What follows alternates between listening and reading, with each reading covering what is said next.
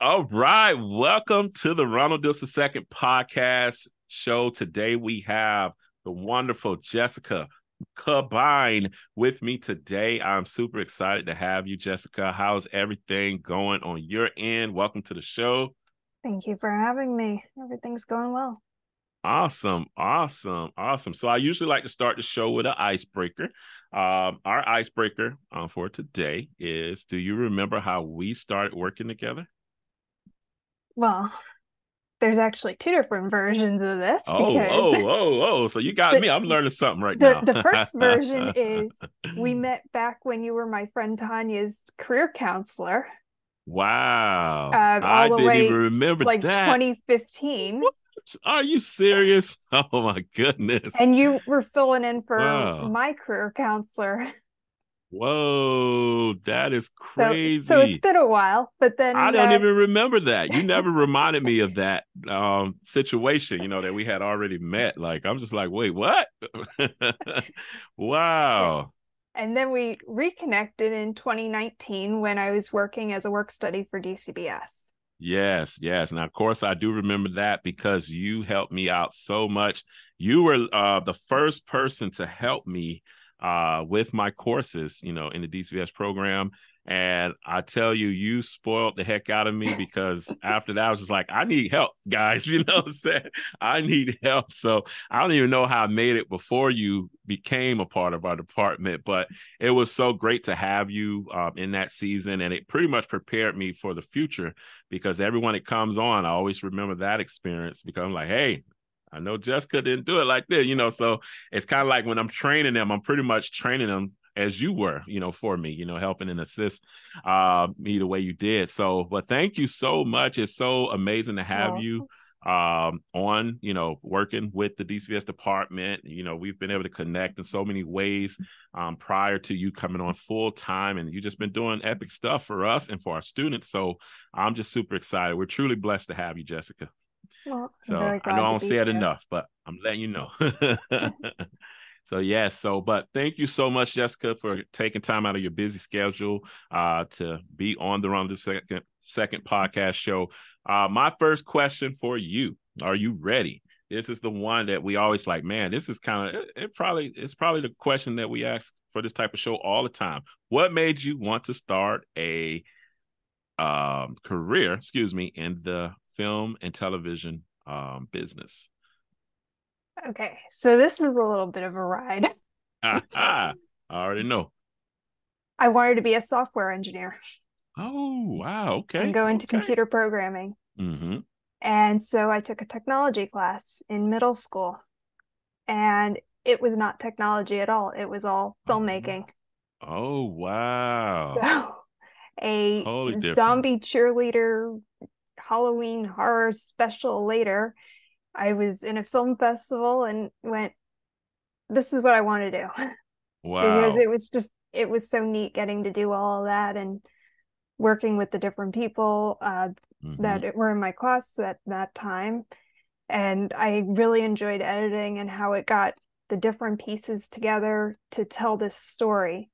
And I'd Yeah. always loved writing, so editing was kind of like a similar thing of that. Right, right. That is true. Wow. So What a that story was there. all the way back. Wow, that's back into time. So, Yeah, in those earlier, of course, that was some earlier years of your career and of your life. How was your college experience? Now, having this start so early, did that kind of help you, when it came to coming to college and what you wanted to pursue and all that great stuff? it definitely did because since I was doing this all the way in middle school, my parents saw that this was something that I was really passionate about. And so they were a huge support system as I went through Full Sail. Oh, sweet, And sweet. I went to Full Sail for the film degree on campus, and um, my parents were like, this is so you," Oh, because yes. the way I work and think, it's not. I would have gotten bored in a traditional college because it would have Right, just been right. too long and dragged out, and Oh, yeah. that wouldn't have been my thing. Yeah. And So being so someone come that has that experience, both Full Sail and a traditional college, like, man, it doesn't even come close. It doesn't even come close for us, you know? So yeah, it was very brutal being at a traditional college for me. And thank the Lord I got through, you know, and made it through, because I'm, you know, going to Full Sail, I was like, this is where I belong, you know, and I was officially able to, you know, move forward and get my film degree. So, but that's amazing. Like how, you know, you being a film graduate too, you know, for the bachelor's, how was that experience for those that may like, what is the difference between a traditional college compared to maybe a film degree, you know, at Full Sail compared to another film degree at another college? What would you say? Well, I really didn't look too much into the other colleges, because once I settled on Full Sail and took the tours and everything, I went, this is just so me, with the quick schedule, going faster, being able to get that little bit of sampling of everything. Because, like I said, I liked editing, but I also liked writing stories. I liked storyboarding. I liked filming stuff. I did a little bit of everything in high school. I was on the audio visual, the morning news segment Morning news, thing, yeah. doing the switching.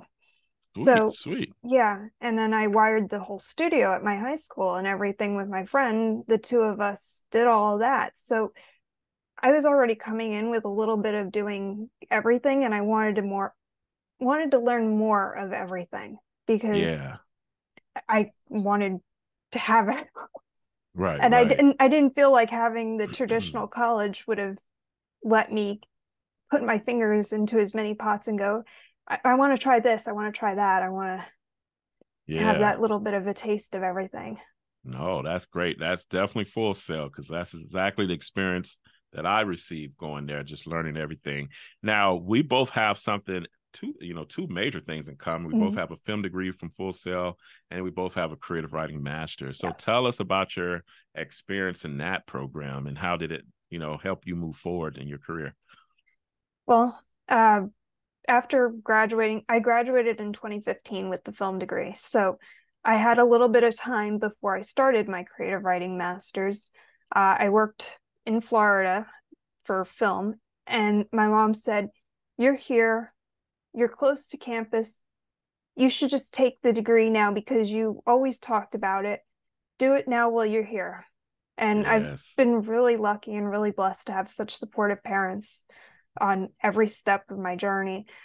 And so my mom really pushed me to go back, because she said, if you don't go back now while you're here and you're in Florida, you'll never go back to school, which she knows me well enough. That's Right, probably right, right. true. Uh-huh. So so I looked into the creative writing masters, because I had a little bit of that sampling that I wanted. And I knew I definitely wanted to write novels. I had already been writing. At that point, I had done NaNoWriMo, which is National Write a Novel Month, in 2017. And I had written the first draft of my novel that came out in 2020 at that point. And so I wanted something more to, like, how do I go about the writing business?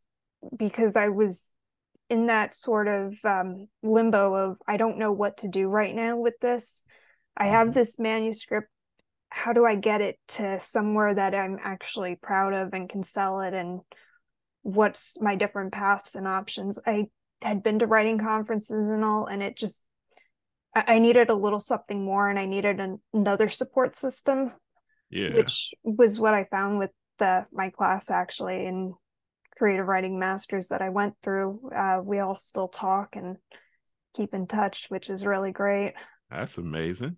That's amazing. I have to get on my classmates. I haven't heard from them since, you know. We have a Facebook group and That's in cool. Messenger, and everybody just checks in every so often. Hey, how's Yeah. everybody doing? No, that's amazing. No, Yeah, that's truly amazing. And it's all about networking, as we always talk it about and we is. all know and stuff. So, but no, that's really amazing. The program was definitely amazing on my It end too. It is. took me to another level as a writer. So yeah, I'm super excited, about moving forward with that as well. Now, is there anything that you wish you were known before your career started to take off, maybe the younger Jessica, you know what I'm saying? You wish you would have known prior, before your career started to take off? Um, I'm not really sure, honestly, Mm-hmm. because things have kind of fallen into place and that's been a big thing that I've always believed in, is that I am where I'm supposed to be at the moment I'm supposed to be there. Right. I Because love it. there are definite signs of, if something happens, it wasn't meant to be. Oh, yeah. Oh, yeah. And yeah, and I know you're very True spiritual, believer of and that. yes, Yes. God definitely sends signs of where you're Oh, supposed yes. to be at that Oh, moment. And speak so it. I tried to Mm-hmm. move to Atlanta several times, and Oh, okay. every time something happened, things fell through. I had several roommates lined up, they fell through. So different stuff happened, and it was like, I'm meant to be in Orlando. Yeah. So the more I was in Orlando, I was working more with Jen Miller and Fahad.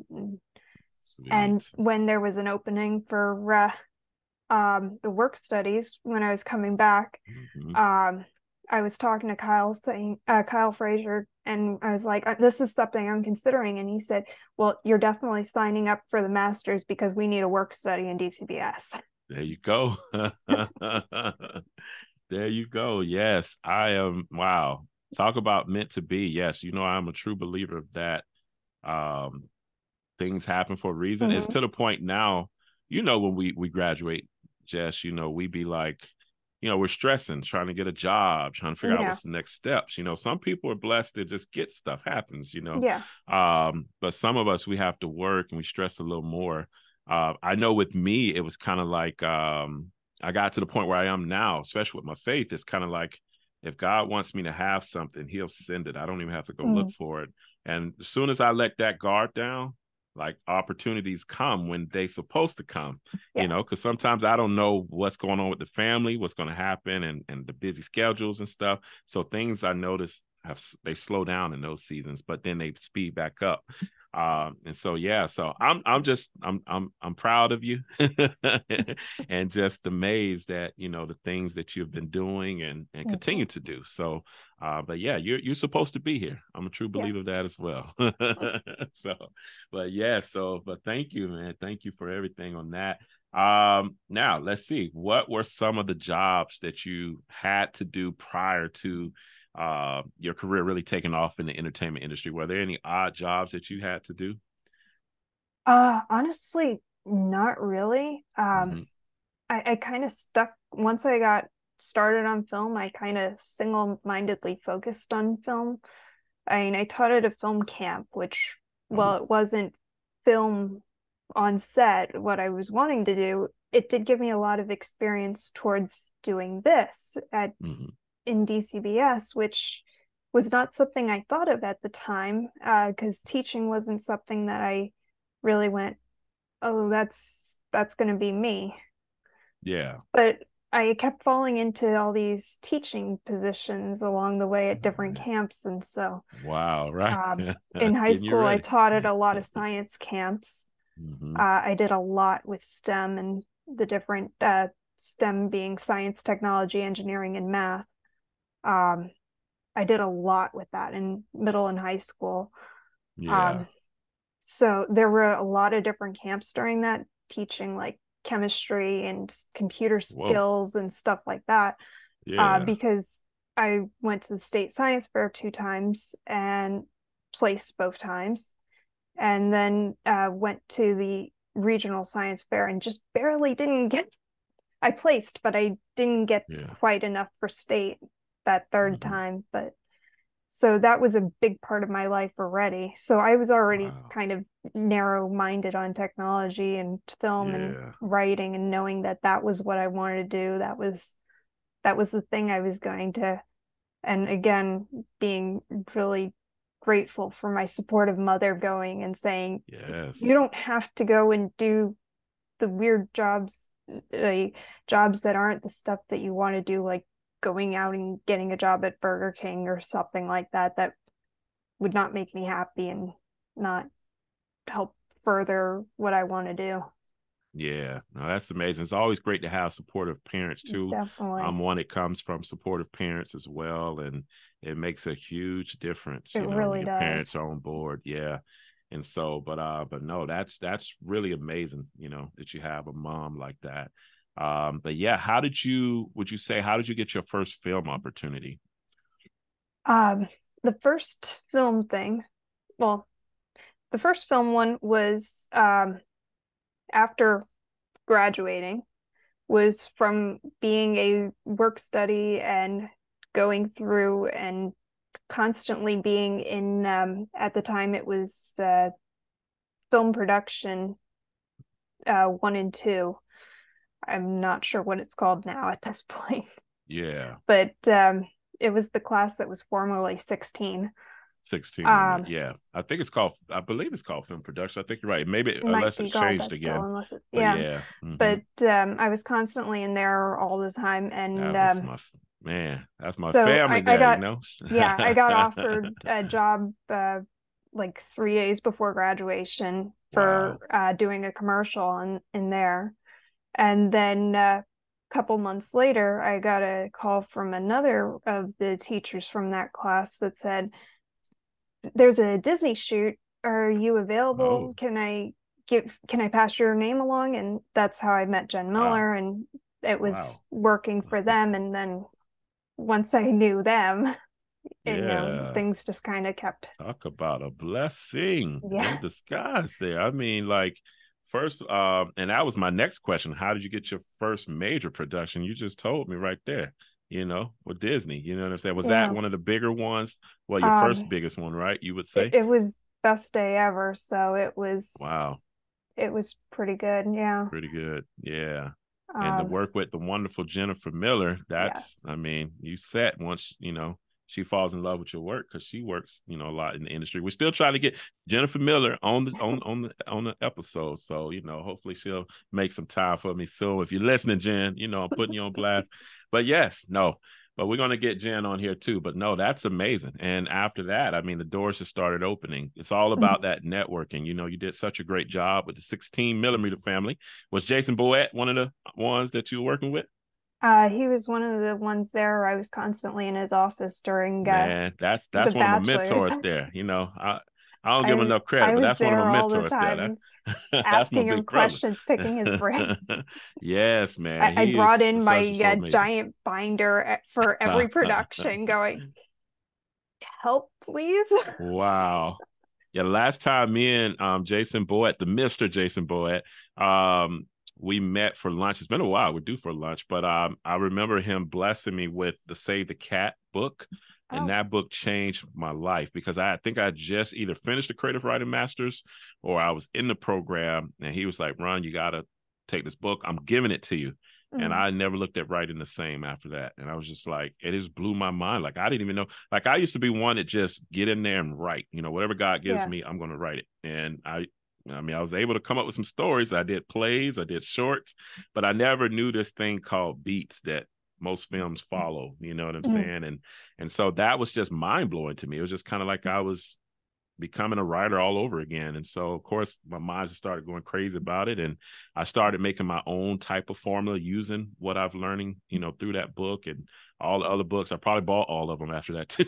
So, but it changed my whole world when it came to writing. So, but no, it's just amazing how one element is given to you or you happen to meet someone and it opens doors for other opportunities. And so yeah, so it's true. that's amazing. Amazing stuff, Jess. I mean, you Yes. blowing me away. You're blowing me away. So now tell me about a time you failed. All right. And how did you overcome that season of your life? Honestly, I have no idea Yeah, I'm like, because I don't even know what time. I came up I, with these questions. I don't even know. yeah, But because I'm sure I could find something. I don't really look at the different things as a failure. I look at it as Okay. a redirection. Yes. Oh, yeah. So, like the roommates falling through, that was kind of a failure because You're I right. had You're this whole right. plan in place to get up to Atlanta to work there. I was going up there, traveling, staying with my friend in her apartment. And so I had different, but I couldn't live with her full time. So I was looking for Yeah. by not doing that, that redirected me back to here, even though that sort of Right. failed. That redirected me Yeah. back to Orlando, where I already had, you know, a network and family. And Oh so yeah. it's hard to think of things as failures when they're guiding you in a different path. Hey, that's the best answer I've heard on that question. So thank you. Yes, You're that's welcome. how it should be. They're called failures, but they're actually blessings in disguise, because one is either saving us from a situation that we shouldn't probably be doing anyway, or it's kind of leading us towards a better situation. So Or it's so a yeah, chance to learn a something. chance to learn and grow. You're exactly right. So thank you. No, that was You're great. welcome. Great answer. So yes, so we can take some notes and messages on that from Jessica on that question. Now, what are some key elements? You've worked on a lot of sets now. We know you worked on a lot of productions. What are some key elements every filmmaker should have when coming onto set? And we're also looking at maybe these just a recent graduate, maybe, want to be either a production assistant or start at the bottom and work their way up to the top. Like, what are some key elements everybody should have when starting out? A good attitude.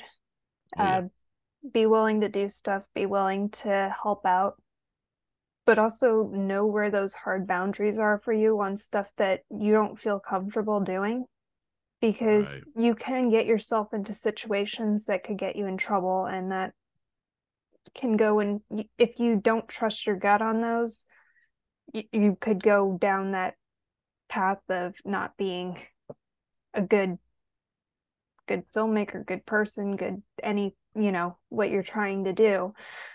Um, being able to communicate and letting people know right away if there's a problem, if something's gone wrong, if you know, even if something hasn't gone wrong, like, what can I be doing to help more? What, just keeping that channel open, um, and like remembering too that they're a person, they have their own things that are going on. So Yeah.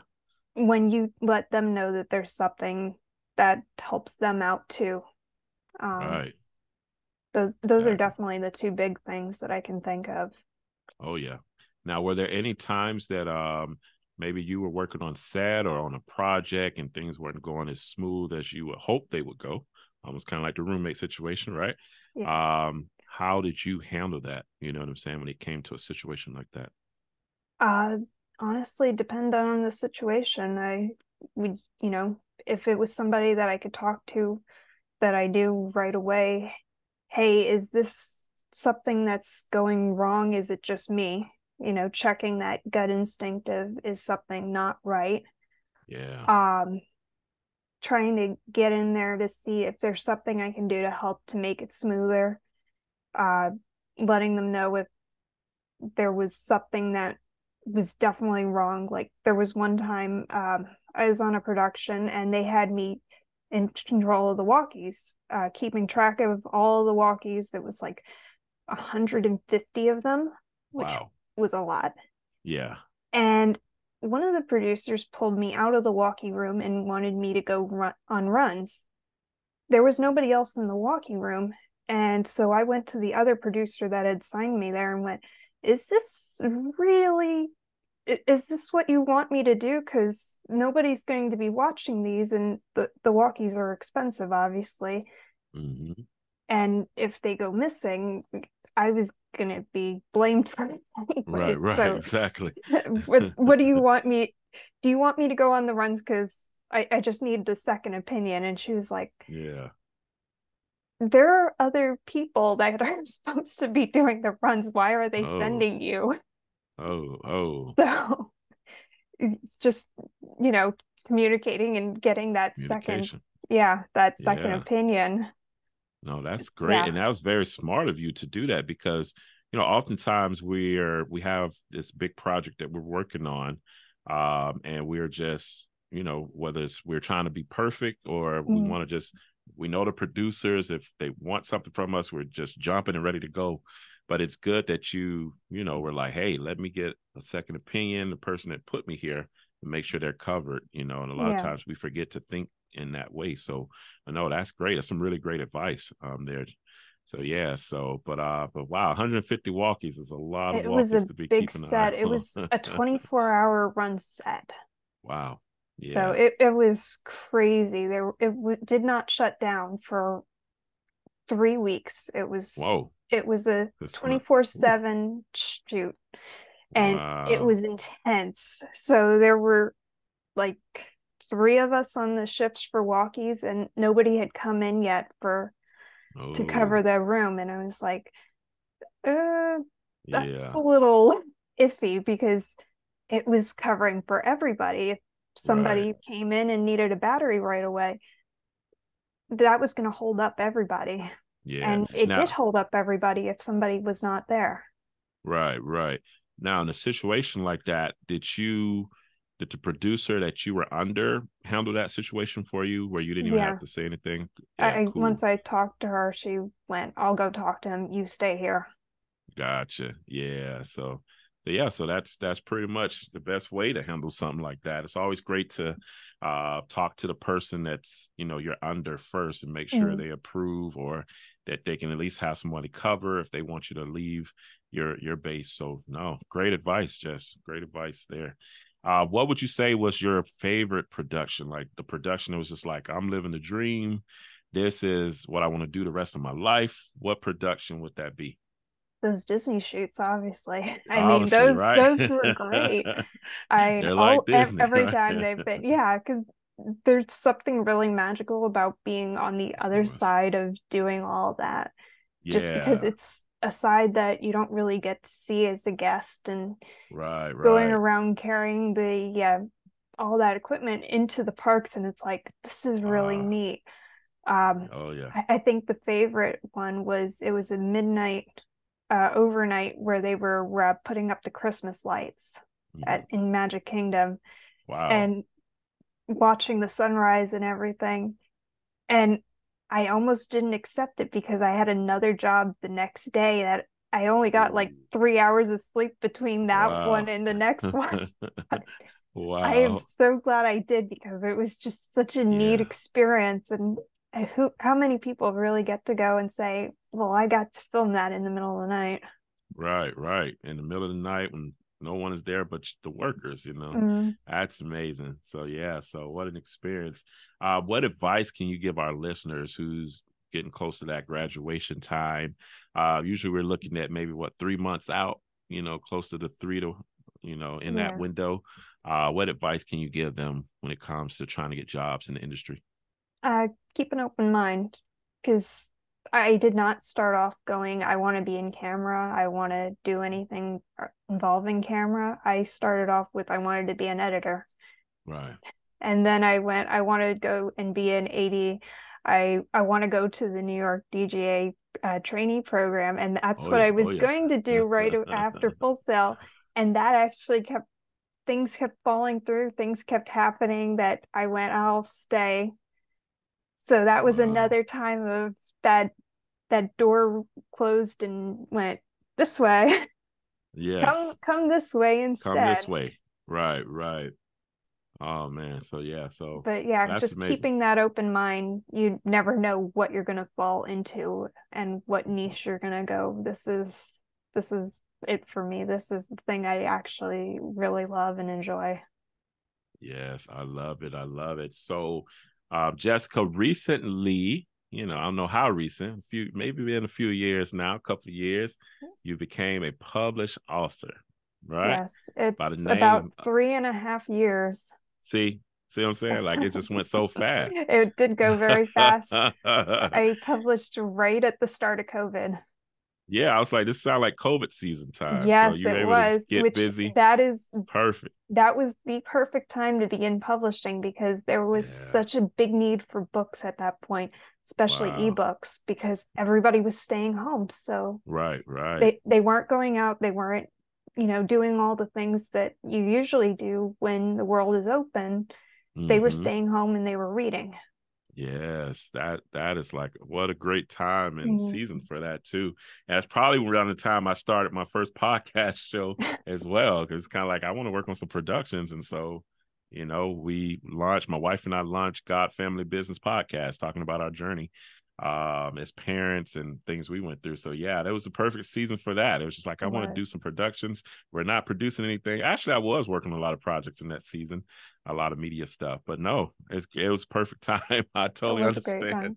Yes. Now you named, you have a different name that you go by I as an do. author. Tell us about that name. As an author, I am Jessica Baker. That right now that is my only pen name. In the future, Nice. that may change. Okay. Okay. Um, I wanted a name that was a little easier to pronounce because a lot of people have always had problems pronouncing and spelling Cobine. Mm-hmm. And I wanted to, when I started looking for another name, I wanted something that was easier to spell, for one. But Yeah. then I started looking like in the family tree and I settled on Baker because of my great Mm, grandfather. That was his name, nice. and I've always felt a connection to that set of great grandparents, uh, even though I never Wow. met them. Yeah, no, that's an amazing story behind that because usually I don't when writers do like they come up with their own name, a Mm, different name as an author. It's kind of like you don't never know the history behind how did this name come about. So just to hear that the history, it's part of your family history, like that makes it even more special. So yeah, but that's great because that was the biggest question. Okay, why the name change, as an author? So that's the biggest thing. So that's great to hear that and totally understand with the name pronunciation. Sometimes that could be a bummer as well. So, yeah. but great stuff. So, how many books has Jessica Baker have written up to this point? I have or eight published. I have an anthology story that is a ninth, Nice. and I have that anthology story is being expanded and it's currently being edited, and that will be my ninth book, 10th Wow. story. Wow. Wow. Wow. Wow. Just writing away. So, tell us a little bit about your writing process when it comes to writing. How do you get started with each book? How do you stay focused? What's some ways, some tips that we can all take from, about your experience? When I first started my very first book, it was pre-COVID. So the Mm-hmm. world was still open. And I did NaNoWriMo, which was just, if anybody is a writer, they kind of have heard of this because it's uh, November, the 30 days of just dumping every word out of your head onto the page. Who knows where it's going Right, right, unless you've right. planned it. But Yeah. um, I pretty much started it with I had a name for the character, I had a location, and I had this is going to be a cozy mystery. And I want it set in the Edwardian era in 1910 because I can't find any cozy mysteries set in that era. I could Hmm. find them set before that, I could find them set in 1920s, and it's just such a very different era between the two. I'd honestly say 1910 before the war is a little more like now, which Yeah. is kind of strange, but there was such an emergence and evolving of technology that we're getting now, and things were just happening very quickly. And so that era has always been one of my favorite, and it really spoke to me. Hmm. So I wanted to Nice. write that, and that was what I started and got six books out of that. Wow. Wow. And Yes. Yeah, I've noticed like a yeah. lot of the books have a part, pretty much a part two, three, and four. Mm. It's like, so that's amazing to me too, to stick with a story and build upon it like that. It's just like, oh, this is And then there's amazing. other characters to go off on. Oh my The goodness. new series I had started writing, that I had only just put out in June, um, Hmm. is a spin-off of two of the characters from that series. So Wow. getting to still be in that world, but it's following different people and still getting to see some of the things that have happened. And I see you Yes. have my bookmarks. I was like, I just happened, they're right here on my desk. This is my homework, y'all. All right. Unfortunately, our listeners, on the audio side of things can't see this, but yeah, Jessica gave me at our last meeting. she gave me a bunch of bookmarks of her latest books. And I was like, I have a lot of homework to do. All right. 4 different So, bookmarks here. So I have a lot of so homework. So I yeah. have So a I'm fun excited story though. with one of those bookmarks. I don't know if you have the pink or blue one there. It's Let's see. Let's Invitation to see. Tea. Yes, I think this might. Oh yeah, this one It, right here. yeah, I don't know if we can really see it. I don't know if yeah. Ah, yeah, it's kind of there we Yes. go. Okay, you got the old cover. So Uh-huh. there's another fun story with the cover actually. Um, I started the first draft of that as a script in when I Oh, was going through the creative writing nice. masters Uh-huh. and Wow. kept developing that. And so I went through that as the process of writing a script, and that was a very different and interesting way to do things. I really Yes. enjoyed doing it that way. And then once I went through, I went, well, this could be a good little romance book here. And Yeah. Oh yeah. so it's a sweet romance, so it's clean. That's pretty cool. It's none of the hot and heavy and on the page kind of stuff. Because that's not Yeah. me. I don't really enjoy reading that. Yeah. I mean, there is an audience for that, and people do love that, but that's not, Yeah. yeah. I feel you. Um, so once I started rewriting that, I wrote that during April while I Mm-hmm. was in my master's, the script version of it. Wow. It was 120 pages, I want to say. What? A Uh, 120 page script. and it got cut down That is quite a bit. Um, amazing. and then I turned it into the novel, obviously. Yeah. And the main character in that is named Stella. Mm-hmm. I It remember takes that name. place Yeah. 2 years before the rest of my books. Mm-hmm. And Stella is actually my great grandmother's name, Stella Baker. Oh, wow. I did not know that. Like I've read a couple, of the kind of quick synopsis. We don't call them synopsis in the book world though. What do we call them? They are summaries. Summaries. There you go. See, I'm learning here. So yeah, I read a couple of your summaries. I could not remember what that was called, and I remember the name Stella, but I wouldn't even thought that it was from Grandma. Wow, Yeah, my Jessica, mother you got a lot of my mother was hidden reading jewels that here. going because I started off, she had a different name originally. Yeah. And my mother was like, well, your grandmother was my mother's grandmother. She was like, Mm-hmm. she was alive during that time. You could name her that. Wow, that's So, amazing. Didn't even and think of that. Yeah, that's a gold then nugget there. eventually I changed the cover because Mm-hmm. it started off with a blue cover with just a teacup. And Yeah. one of the things I noticed a lot is people like my age and people that are reading cozy mysteries, they really love a cat on the cover or an animal of some sort, a dog, a bird, something, a pet to snuggle up to. Wow. Okay. And Stella has a I little kitten got you. that she adopts in the book. Mm-hmm. So it became a kitten on the cover with the Wow. teacup. That's a good observation to figure that out and to even kind of put it where, hey, people love to think of cozy animals and then to use that. Like that's genius. That is genius. I do see the cat on a lot of these too, bookmarks. So I get it now. Yeah. So wow. So what's some knowledge you're dropping here on this? Now, I did have 2 questions while we were talking. I'm like, oh, I hope I remember these questions. So the first question, well, one is a point. I love the fact that you started a project in the master's program. You didn't even do, because most of our projects now, usually in our degree, for those that know, usually it's a short film project. So Jessica wrote a feature film project at 120 pages. And not only did she write that project, but she also took that project and turned it into a book later, which is a lot of times what I do. You know what I'm saying? I always try to encourage students too, don't just work on projects just to get a grade. Work on something that maybe can help you expand to an even bigger project. And my project in the creative writing masters was a short film that I did, one of my favorite projects.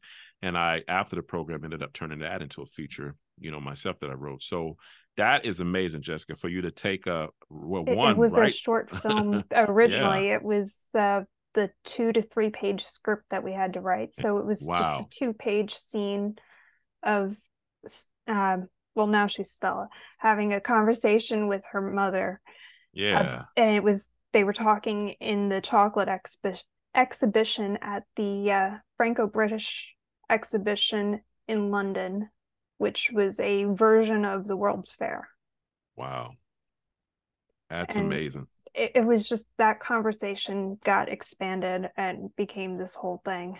Yeah, 120-page script and now some novels and stuff. I mean, that's more than just a thing to me. That's amazing. That's amazing. It's like you're doing what you're supposed to be doing. In case you haven't figured that out. Now, my Yes. next big question, being a writer that I am, are we looking at turning these books, even though you already have one, I already pretty much have the script for one. Are you looking at turning any of these into a film adaptation? I think eventually I would love to.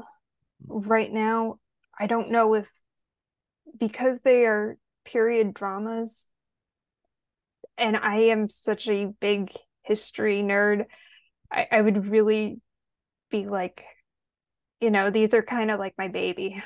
Yeah. Oh, So yeah. I would want to see them done well with the history. And that's one of the things that drives me a little crazy on a lot of the period films is like the hair is wrong, the hats aren't on, the glove Yeah. etiquette is wrong. So just the little things like the wearing the gloves at the table while they're eating, that just drives me nuts because that is not a thing that happened. Yeah. So Wow. it So would it'll be be one one of of those these things things. I would want to be, I'd have to be either really hands off or I'd want to see it done really well and be very involved in it. Well, what's really cool about this is I can see you. I mean, you've already written some scripts as well. We talk about that all the Mm. time. But, these are your babies. You can write them yourself into Yeah. adapt them into films. That's the beautiful part. And you already have one that's ready. So naturally, as the writer, yeah, you get a lot of more say so. Mm. Of course, the producers still like to control the project, but if you can get on there, at least you'll have the say so as a writer. And then if you become, hey, I got to be producer on this, then you can be able to control your project altogether. Yeah. So, but no, I could definitely see that, and I speak that into your future.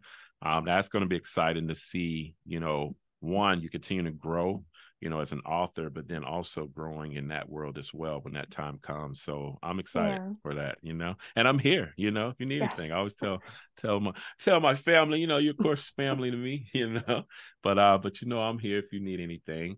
I Now let me see. appreciate Let me that. get back to my questions over here. We just went off. It was a beautiful It tangent. It was fun. was. So I was just like, I was just getting into it. So it was great. Now, sorry if you already answered this. We've been, of course, just talking about some great things.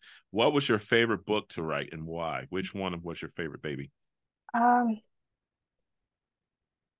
I would have said Invitation to Tea, Mm-hmm.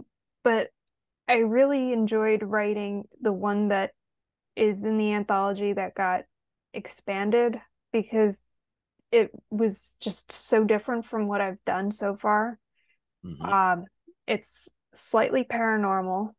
It's a cozy mystery still, but it's got some paranormal elements to it, which is just it's modern. Mm-hmm. But one of my friends that was a longtime reader before she became one of my good friends, um, we actually met through my writing, which was amazing. And um, she said it has like historical feels to it, and that's why she really enjoyed it. The paranormal elements didn't overwhelm the story the way a lot of the stories get very into the lore and the mythology. And so that one um, became like a new favorite because the world has such potential. And it's also written in first person, which my other books are all written in third person. So it was a neat kind of experiment of writing in this point of view that I haven't touched in years and years and years. Because Right. once I got out of reading YA, young adult books, which are mostly written in first person, I got into reading books that were written more in third person. And so my writing style reflected that. Gotcha. That's amazing, man. I'm learning a lot about you, Jess. So this is amazing just to hear and see this whole totally different light over you. Oh, excuse me, this is this Jessica Baker. I'm talking to. Sorry. But yes, but this is just amazing to see and just to hear you talk about. I can see the passion in your eyes and just your movement, your body movement. It's just I could tell, you know. So I'm excited for you to continue. I mean, there's nothing like falling in love with your writing and your craft and all the great things that you're doing. Now, which book gave you the most trouble to complete, would you say? I gotta say, Murder on the Flying Scotsman, the very first one. The first one. And Yeah. why? What was the problems going on with this one? Mostly just because I wrote it during Nano. There was so much that just, it really needed to be raked through multiple times and go, this isn't right, this doesn't flow well, this doesn't work, this is too much here, this is not enough there. It was very heavy in the world building in places, and so it really had to be rewritten. I think I had at one point like 19 drafts of it before I let anybody read it. Which it was just a lot. And then even after getting it published, I'm self-published, and I published through Amazon. And I had issues with the uploads. I had to upload a file originally to create the pre-order, and then that version kept getting stuck in the system in some back end. So that kept going out, even though that wasn't the final version. So people were like, what is going on with this story? Because it's this weird document that's like somebody just threw a page up here, and it's like, that's not the file I uploaded. Right. And actually Amazon sent me those books as paperback books too, so it was like it became just frustrating on a lot of levels. Because it was somewhere and it took them forever to try to find where it had stuck and what happened, and to get that all straightened out. And that's crazy. That experience, I know it taught you so much about the process. It really did. And a lot of times we go through, like right now, we haven't talked about this project in a while, but one of my scripts is a book adaptation that turned into a film, Downhill. I don't know if I ever told you about it, but I'm on the 10th draft of this script, and I've been working on it for 7 years with the author. I think you have told me a little bit about it. It's that kind of experience. It's kind of like, I know it's going to be blessed when that time comes, but it's been such a journey. It's going to be a journey. It's been such a journey. So I was just like, to hear that, it kind of reminds me of, you know, the film Downhill. But yeah, like, it teaches us so much. I've learned so much on this film as well. And there was also a reason why I went back to get the creative writing master. So go figure, right? To circle it back around. But you've done so much more since that. And I know the process is much easier. Now, another question is crazy. Your answer is always, and this is why it's so great, because it gives me more questions. So being a self-publisher, right? You say you're still a self-publisher. What was your reason for deciding, hey, I want to do self-publishing over, you know, a lot of people hear, hey, we need an agent, or we need to go with a literary company. You know what I'm saying? What was your opinion? Because I'm all about doing everything, because, you know, we're in a world now that we can do that. But someone that may be like, man, I feel like I need an agent, or I need to go to a literary agent. Like, what's your opinion on that between self-publishing? So the literary agent and all is called traditional publishing, and that's been the way that you have to do things for a really long time. There are some genres that do really well self-published, though, like romance, fantasy, and cozy mystery. So those are like the three of the big ones that do really, really well, just if you can get them out on your own. One of the reasons I went for that is I wanted control, which that was I didn't want to, a lot of the traditionally published books are much longer. They're very heavy in details that I didn't feel like fit into the story. And when I tried to go and add those in, my books were suffering from that. And so by going and cutting those details out and making the story shorter, it made it just flow so much better. And I knew that going traditionally, I would have to add stuff like that back in, and it just didn't feel right for me, at least not for that time. There are some smaller presses that I could see myself really working for and enjoying that experience. But at that time, and then with everything happening when I started publishing with COVID and everything, self-publishing was perfect for me. Sweet. And would you say now Amazon makes that process it makes it an easier process for a self-publisher, you would say? Yeah, there's a couple of different routes that you can go. There's Amazon, there's some other, it's called Publishing Wide. If you go to different sites like Barnes and Noble, you can actually publish through them. Kobo, Ingram Spark will publish wide for you and distribute to all these sites. Draft2Digital is another one that'll publish wide to different sites for you. So there's a lot of different options that there weren't like 10 years ago. Yeah. And self-publishing really started up like 2010, 2012, started picking up a little more. This is something that can actually work, but it didn't really pick up that traction and get a lot of those kinks worked out until later on. And that's about when I came in on it. Awesome. Now, Jessica, how can our listeners check out some of your work? You have a website, any social media links you want to drop in that they can check out some of your works and these wonderful books you've created? Yes, I am on Amazon as Jessica Baker. If you put in Jessica Baker, Lady Thea Mysteries, they pop right up. I am on my website is jessicabakerauthor.com, and that is my handle on Instagram, Threads, YouTube, though I don't really post there because Gotcha. All the social media sites, it's pretty much Jessica Baker Author. Keeping things consistent. Sweet. Now, I've checked out a lot of, of course, I did my homework, did my research, most of it. I haven't read any books yet. That's still on my list. You already know. But I know you make it known that you are a member of a distinguished organization now. Tell us about this organization, National Sisters in Crime. Yes, they are they do mystery writers, or they are the organization for mystery writers to join, besides the Mystery Writers of America.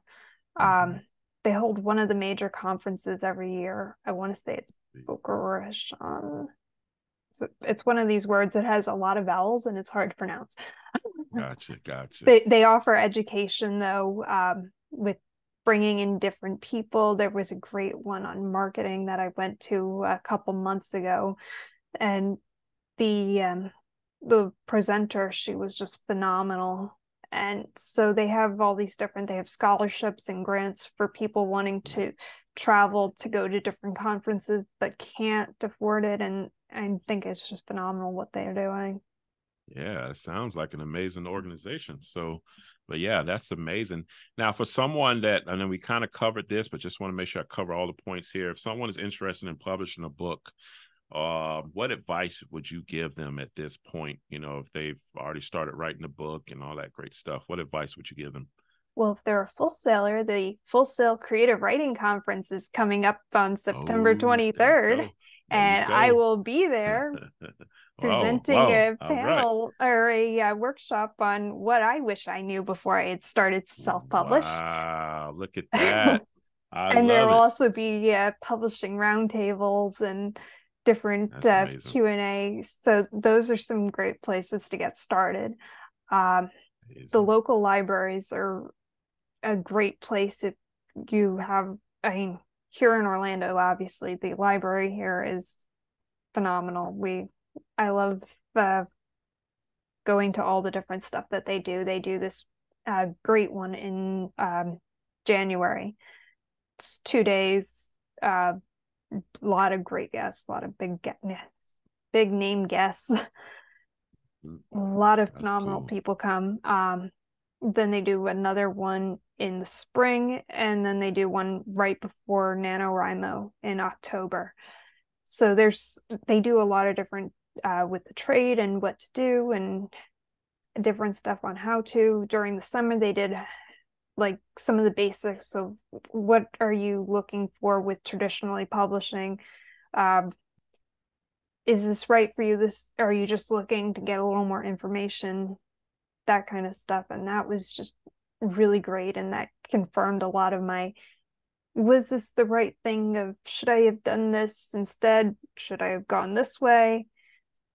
Is this something I'm still looking to go towards? Is this something I might want to go towards in 5 years instead? Mm-hmm. And so places like that are just, I love them. That's awesome. There's also lots of different writing conferences. Obviously, I just got back from one, as I was telling you about. Yeah.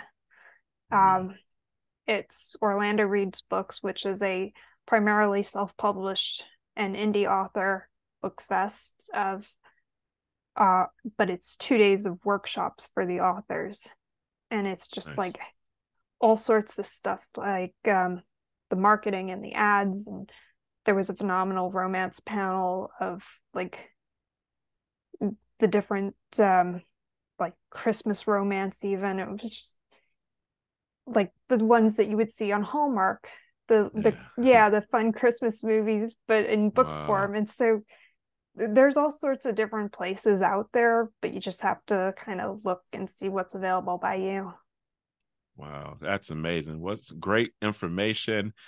Usually I like to know which, if you have any more resources, but you Mhm. drop so many great resources just there. Wow, Jessica, any other resources, books, websites that you want to drop that you think would be great for our listeners? Honestly, there's so many books out there. I Mm-hmm. I support a lot of indie authors, so I've picked up a lot of the ones from the different friends that have had. Um, Ariel Hoy, who owns Orange Blossom Publishing, she's put out several. Carrie Evelyn's put out a couple. Valerie Willis, who has Four Horsemen Publishing, she's put out a couple of craft books. So there's been a lot of local authors that I've gotten stuff from, and it's just been because since I know them, I know they work similarly to me. So their thought process and how they write and how they organize things, a lot of that just really spoke to me. It's nice, so amazing. Um, Jessica, um, you have been just one. It was just amazing how we originally met. And I even know about the other situation. I totally forgot about that because I've I seen and had I've short met hair some of your then. people. Okay, so I shouldn't feel too bad, right? I shouldn't feel too bad. I But was Tanya's friend. Everybody who met me Tanya's back then friend. seemed to remember me as Tanya's friend. Wow. And I don't even know if I remember Tanya. So I'm just like, yeah, it's been a while. It's been a while, but it's Everybody just thought it was amazing in art department because in the art department. Tanya does art department. Oh, that Tanya. That I Tanya. think I know what Tanya you're talking about. Hold on. Yeah, I think I do Yeah. know a Tanya that's working in art. You're right. You're Yep. right. Wait a minute. That's all. That And was the she's connect. one So, of the few I still talk to from the wow. film Bachelors. She's like one I of my think I do closest remember friends. a Tanya. Yeah. Yeah.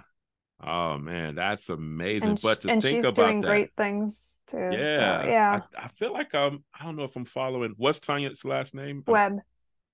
Yes, Tanya I do Webb. know Tanya. Yes. I was like to say, if you about to say Tanya Webb, that's the only Yeah. Tanya I remember. Okay, I know exactly Yeah. what you're talking about. Don't tell Tanya because she gonna get me for this. We're actually on Facebook together too, that Tanya. So yes, man, give Tanya my love. She could come on here do an episode too. Tell her, we need to get her on here. But yes, Jess, it's been just truly amazing working with you, learning, with you and from you over the time that you've been with us. And I go back to when you first started. I know you was doing the creative writing masters. I just enjoyed those conversations, I really just being a enjoyed recent those too. graduate and trying to keep you You were such encouraged. an encouragement during I'm all of trying. that. I was so trying. I was trying. But no, just to see you succeed and then, it's like my heart lit up when I heard you started to write, and you gave me, right, it's almost like you're waiting for me to come so I can get all of these bookmarks. So I was just like, I gotta hold on to these because this is just special, you know. But yes, I just want to let you know, someone that's been watching you grow, and it's a lot of stuff I still haven't seen. Like, I haven't been on set with you yet and all that great stuff. But I can't wait to even get to do that, you know. Yes, I But would it's love to work with you on set. Yes, but it's been so great to watch you grow, and I just want to say, keep up the great work, my sister. Thank you. You know, you have a big brother here always and forever. And just keep doing what you're doing. I'm excited Thank to you. see you, you know, continue to create these wonderful books, these wonderful novels, but also I can't wait because I know your heart is burning to write these into scripts as well, because I know that's also your passion. So I'm excited. Keep up the great work. I'm here to keep you encouraged as well. Thank you so much for blessing our listeners with your great story, your great encouragement, your great wisdom and knowledge. It's been truly amazing. And I've learned a lot too. So thank you Thank so you for much. having me. Yes. Is there any final thoughts you want to leave for our listeners before we wrap this up? Keep doing whatever you're doing to just keep going forward. I mean, if you love doing something, it doesn't have to be I have to wait until I graduate. I have to wait until I do this one thing. Just go out and do it. Awesome. I love it. Thank you so much, Jessica. And thank you all for listening. Stay tuned. We have more great episodes and interviews in store. And we just thank you, Jessica, so much for being here. All right. Welcome. Take care, everyone, and be blessed.